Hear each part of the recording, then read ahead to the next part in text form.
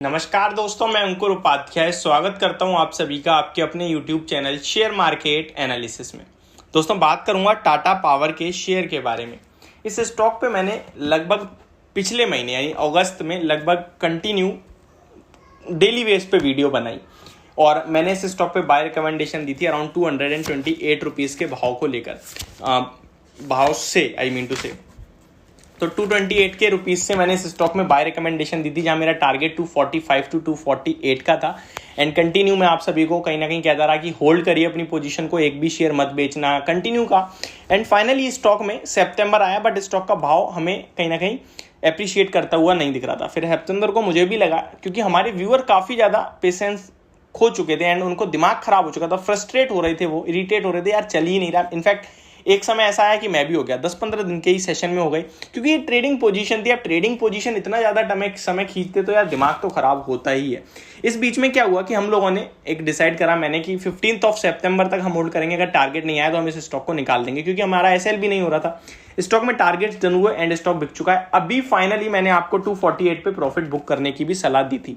अब सवाल जो उठता है वो ये कि क्या करना चाहिए अब इस स्टॉक में। काफी सारे लोगों का सवाल अब है, क्योंकि जब ये स्टॉक 245 के ऊपर निकला तो काफी सारे एनालिस्ट के चार्ट पे इस स्टॉक में ब्रेक आउट हुआ और उस ब्रेकआउट के बाद काफी रिकमेंडेशन आई और फिर लोगों ने ऑब्वियस सी बात है खरीदा होगा, क्योंकि यहाँ 80% लोग तो इधर उधर की देख के इधर उधर की सुन के ही खरीद लेते हैं और वही लोग पैसा मार्केट में नहीं कमा पाते। मैं इसको एग्जाम्पल के रूप में समझाने की कोशिश करता हूं। मान लीजिए कोई एक इन्वेस्टर है जिसकी पोर्टफोलियो 10 लाख रुपए की है, वहीं एक दूसरी तरफ इन्वेस्टर है जिसकी पोर्टफोलियो 50,000 रुपए 1 लाख रुपए की है।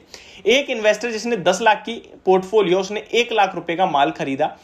मान लीजिए उसने टाटा पावर 1 लाख का खरीद लिया और 9 लाख के उसके 1-1 लाख करके 10 स्टॉक्स पड़े हैं, तो 1 लाख उसमें से टाटा पावर में निवेश है उसका। वहीं एक इन्वेस्टर जिसकी पूरी पोर्टफोलियो 1 लाख की, उसने 1 लाख का 1 लाख टाटा पावर में लगा दिया। अब टाटा पावर में ना वो पैसा कमा रहा ना वो पैसा कमा रहा, उसने रिकमेंड करा था लेकिन वो भी नहीं कमा रहा, लेकिन आप भी नहीं कमा पा रहे।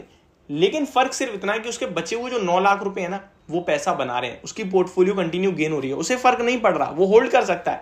लेकिन आपकी पोर्टफोलियो पे फर्क पड़ रहा है। अगर टाटा पावर गिर रहा है ना तो आपको लॉस हो रहा है। तो ये चीजें आपको डिसाइड करने में मैं इनसे ये बताना चाहता हूं कि सबकी रिस्क कैपेटाइट अलग होती है, सबका टाइम फ्रेम अलग होता है, सबका व्यू अलग होता है। जब तक आप अपने अकॉर्डिंग अपने व्यू से पैसा नहीं बनाओगे तब तक पैसा नहीं बनेगा, मार्केट में डेफिनेटली कभी नहीं बनेगा। अब इस बात को लेकर काफी सारे लोग ये भी कहते हैं कि भाई हम आपकी वीडियो देख रहे हैं, फिर क्या फायदा है अगर आप हमें बाय रिकमेंडेशन या सेल रिकमेंडेशन नहीं दे सकते।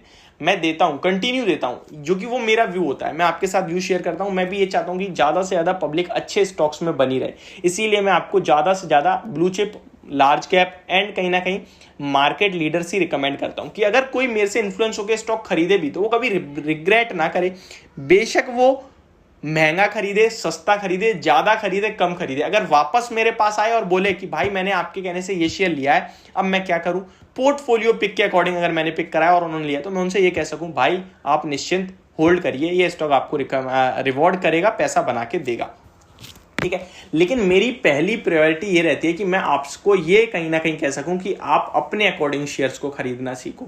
आप वीडियोस वगैरह देखिए, कोई गलत नहीं है इसमें। देखिए, अगर आप वीडियो नहीं देखोगे इससे मुझे बहुत ज्यादा लॉस होगा। क्यों? क्योंकि मेरा चैनल डाउन हो सकता है। लेकिन मैं ये चाहता हूं कि आप वीडियोस तब देखें जब आप किसी स्टॉक की रिसर्च कर रहे हो, आपको सब कुछ समझ में आ गया हो, फिर आप और कॉन्फिडेंस लेने के लिए 10-15 वीडियोस देख रहे हैं, आपको समझ में आ रहा है हाँ यार ये पॉजिटिव, ये नेगेटिव, तो ये सारी चीजें भी आपको समझ में आए, फिर आपका डिसीजन और इजी हो सकता है। ऐसा नहीं होना चाहिए कि आपको जिस स्टॉक के बारे में आपने सुना भी नहीं है, वो स्टॉक सामने से किसी ने आके 4-5 अच्छी चीजें बोली और आपने खरीद लिया।